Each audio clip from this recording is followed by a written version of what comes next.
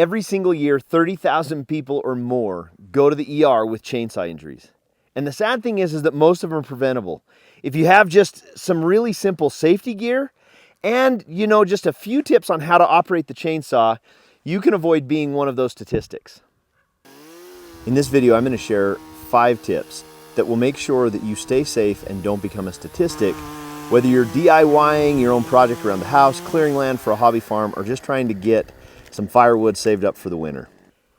Hey, my name is Brian and I am the Broke DIYer. I share videos that kind of explain how I tackle projects around my place without pro tools and without a huge budget. So if you're interested in those kind of videos, if you're trying to do your own projects without spending an exorbitant amount of money, then this is the right channel for you. Go ahead and click subscribe to that. Today we're talking all things chainsaw, specifically chainsaw safety. So let's fire this thing up and let's get some wood cut.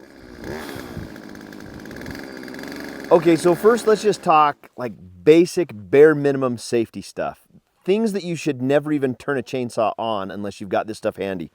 The first is going to be your safety glasses. Anything that's going to keep wood chips from flipping up into your eye. It really doesn't matter. It doesn't matter what brand they are. Just make sure they're comfortable and make sure that they give you some good coverage. You don't want some big gaps around here. Next is ear protection. I like the Walker's Disruptor. I'll leave a link for these specifically down below. I like these because they're good enough that I can use shooting. But they're also Bluetooth, so I can listen to a book, or I can also, music or whatever in between cuttings. And they're really comfortable. I don't have to worry about pulling them off. My head doesn't start hurting throughout the day.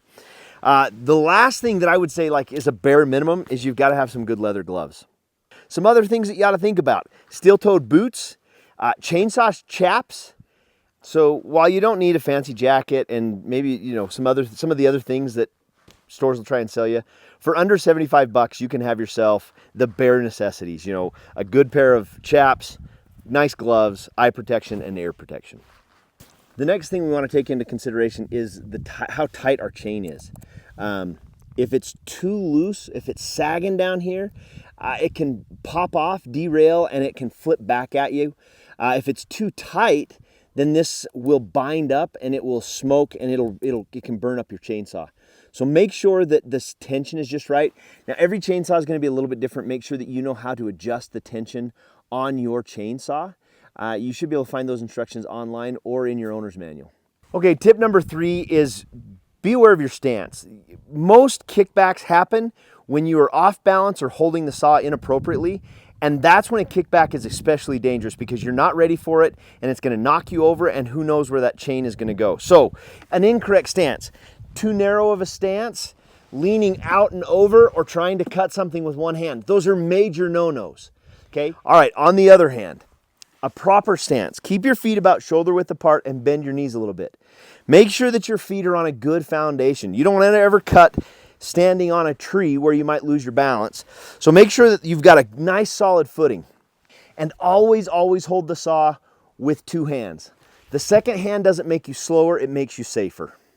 Okay, tip number 4, and this is the one that not enough people talk about here on the internet when you hear all of the safety tips, and it has to do with what I call the danger zone.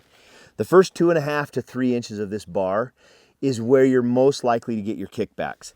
As this part of the chain, if this part of the bar you start cutting with that, this bar has a tendency to kick back at you faster than you can blink.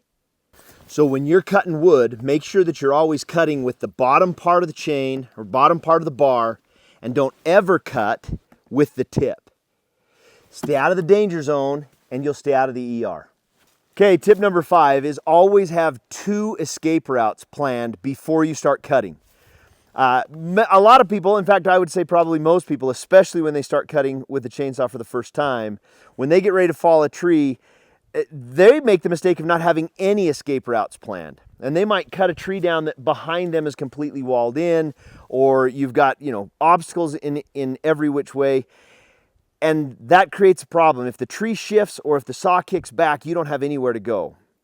Well, 1 escape route is better than none, but 2 is ideal, because even if the event that I have an escape route planned this way, if the tree shifts on me and I can see that there's going to be a problem and I can't get to the other side, of the tree in my plan where I was going to fall it. So for example, if I was going to fall this tree towards the camera and I'm cutting on this side and I was planning on retreating here, if the tree starts to shift on me, I can't necessarily get to that route. So my ideal situation is to have a fall path and then 2 routes of escape at about 45 degrees away from each other. So you can see here, I've got one escape route going this way and I've got another escape route going that way. In that situation, I'm really comfortable following this tree, even if it does shift on me or I experience a little bit of kickback. Really staying safe is about preparation. It's about having a plan. Hey, thanks for joining me in this video. If you're going to be out cutting wood, regardless of the purpose, always make sure you've got the proper safety gear. Stay away from the danger zone. Check your tension. Always have an escape route and stay safe. Hey, if you're a broke DIYer like me and you're trying to figure out how to do things on a budget, make sure you subscribe and check out my next video that I'll be talking about the 5 cheapest chainsaws that are actually worth owning.